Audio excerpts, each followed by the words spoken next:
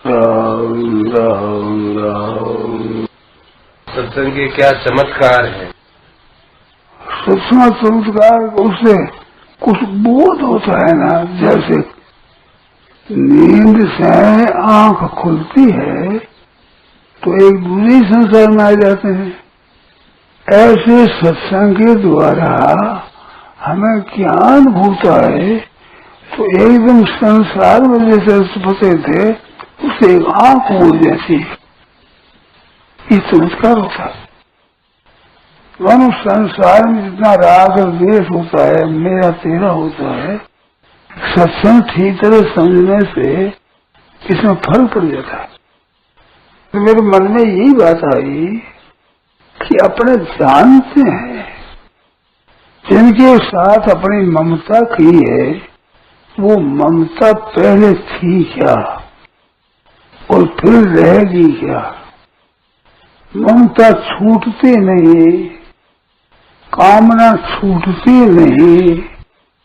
ये जो विचार है ना, तो ममता छूटती नहीं तो हम कहते ममता को रख लोगे क्या? है किसी की ताकत के ममता को रखे? अगर रखे तो इस जन्म से पहले कहाँ ममता थी? क्या ममता को याद भी है? याद तो नहीं रहेगी। ऐसे कामना छूटती नहीं, तो छूटना कठिन है तो कामना की पूर्ति करने का सुगम है क्या? जैसे कामना पूर्ति होनी असंभव है, ऐसे ममता का रखना असंभव है। बचपन में खिलौना में मेरापन था, वो आज है क्या? तो ममता कहाँ रहेगी? ऐसे ही रुपयों में भी ममता था, मेरापन है। अगर वैराग्य हो जाए तो वो मेरापन रहेगा? नहीं रहेगा। बालकपन में ममा था, आज मेरापन नहीं, इस बात का अनुभव है। पर रुपयों में अब मेरापन है, इसका तो अनुभव है। पर रुपयों में मेरापन नहीं है, इसका अभाव हो जाए, इसका अनुभव नहीं है।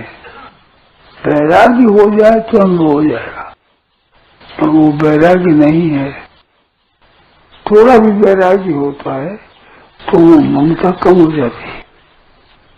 आप दुकान पर बैठे हैं, काम धंधा करते हैं, उस समय 2-4 रुपयों का नुकसान हो जाए तो वो कितना असर पड़ता है।